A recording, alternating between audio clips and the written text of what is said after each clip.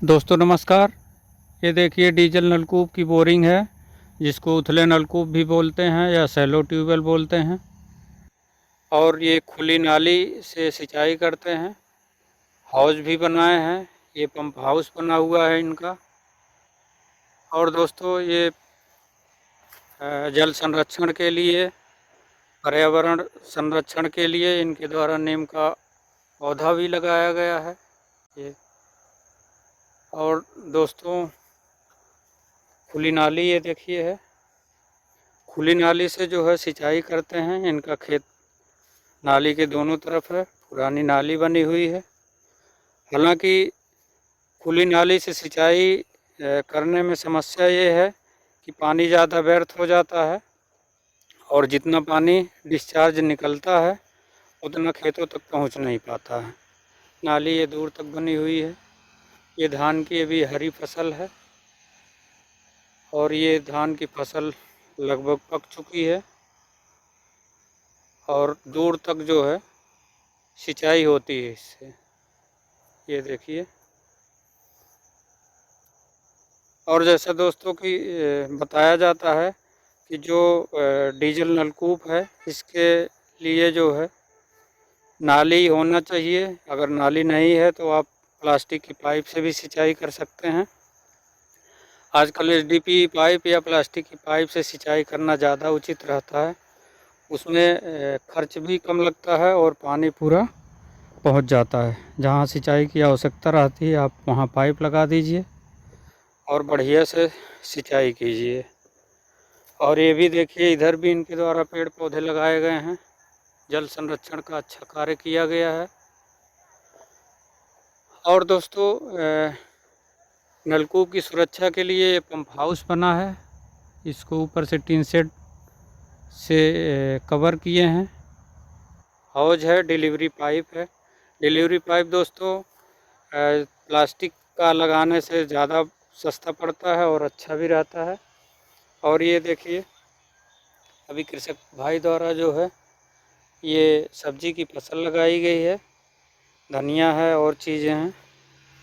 इससे जो है खाने पीने के लिए जो सब्जियां हैं पर्याप्त मात्रा में अपने पास ही मिल जाती है और नलकूप से सिंचाई भी हो जाती है। ये बोरिंग दोस्तों ज़्यादातर 100 फीट के नीचे ही होती है। उसी को उथले नलकूप बोलते हैं या सैलो ट्यूबवेल बोलते हैं। सैलो ट्यूबवेल होने से सिंचाई में ये फ़ायदा है कि जब हम चाहें तो इसको चला सकते हैं, जब चाहें तो अपना बंद रखते हैं। उथले नलकूप दोस्तों हमेशा ऊंचे स्थान पर कराना चाहिए, जिससे खेत में कहीं दूर तक पानी की आवश्यकता है तो वहाँ आसानी से चला जाए। अगर ये नीचे स्थान पर रहता है तो दिक्कत होती है। नलकूप को चलाने के लिए दोस्तों कई टाइप के हमारे पास साधन हैं। जैसे चाहे हम इसको डीजल इंजन से चलाएं, चाहे विद्युत नलकूप से चलाएं, चाहे सोलर पंप से चलाएं। सोलर पंप से चलाने पर फ़ायदा ये है कि हमारा जो तेल की खपत है या विद्युत की खपत है वो लगभग ज़ीरो हो जाती है। वही केवल उसका एक बार लगाने का वो खर्च लगता है, या जो बाद में मेंटेनेंस का कुछ थोड़ा मोड़ा चार्ज है वो आता है। और विद्युत नलकूप से अगर चालित करते हैं तो फ़ायदा ये है कि हमारा जो डीजल का खर्च है वो बच जाता है, लेकिन बिजली का बिल देना रहता है। इस समय हालांकि उत्तर प्रदेश गवर्नमेंट के द्वारा जो है विद्युत पर सिंचाई के लिए निःशुल्क व्यवस्था है। और दोस्तों अगर डीजल इंजन से सींचते हैं तो डीजल का खर्च लगता है। इसलिए आपको जो सुविधाजनक लगे तीनों साधन में से वो आप प्रयोग कीजिए। तीनों के अपने अलग अलग फ़ायदे हैं, अलग अलग नुकसान हैं। अब सोलर सिस्टम वाले में नुकसान ये है कि आप रात को सिंचाई नहीं कर सकते हैं। बिजली वाले में भी प्रॉब्लम ये है कि जब विद्युत रहेगी तभी आप सिंचाई का कार्य कर सकते हैं। डीजल नलकूप में फ़ायदा ये है कि जब आपकी इच्छा हो तो आप चलाइए और जब इच्छा हो बंद करिए। और दोस्तों ये बोरिंग जो है 110 mm PVC पाइप से होती है। पहले ड्रिलिंग का कार्य किया जाता है। ड्रिलिंग का कार्य करने के बाद पाइप को जाम किया जाता है स्टेटा के हिसाब से। उसके बाद फिर सफाई की जाती है। सफाई करने के बाद सेंट्रीफ्यूगल पंप लगाया जाता है। सेंट्रीफ्यूगल पंप लगाने के बाद उसको डीजल इंजन की सहायता से टेस्टिंग का कार्य किया जाता है। टेस्टिंग का कार्य बढ़िया हो जाने के बाद हम उस पे सेंट्रीफ्यूगल पंप, जिसको नॉर्मल भाषा में पंखा भी बोलते हैं, पंखे की सहायता से अपना जब चाहें उसको चालित करते हैं।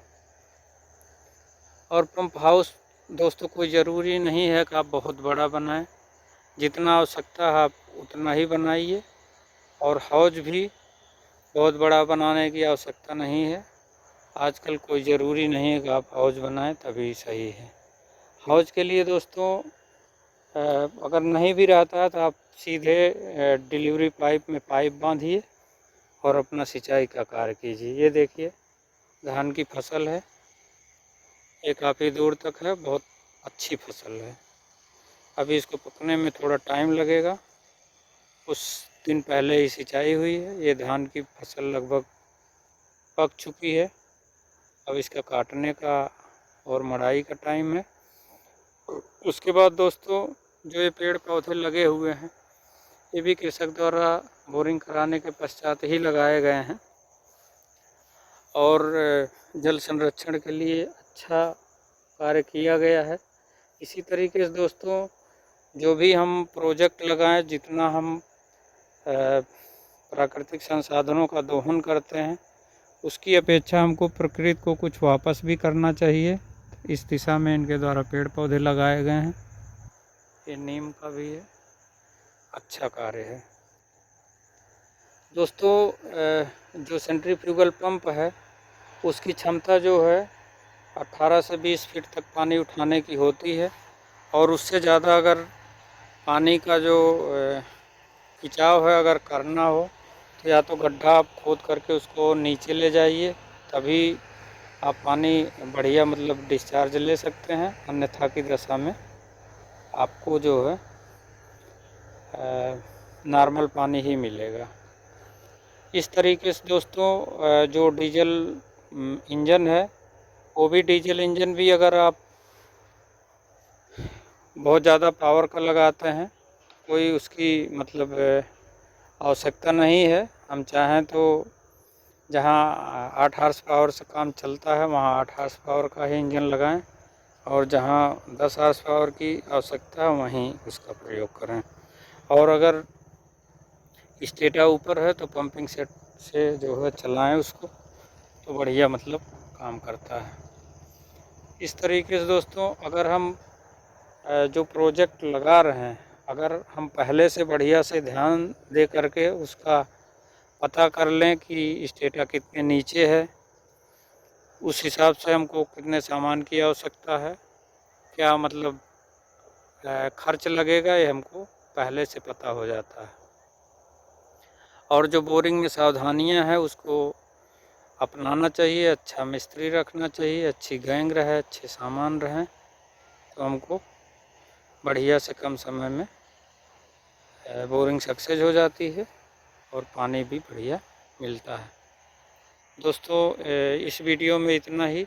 चैनल का नाम है इंजीनियर 1977। चैनल को लाइक कीजिए, सब्सक्राइब कीजिए। जय हिंद, जय भारत, जय जवान, जय किसान, जय विज्ञान।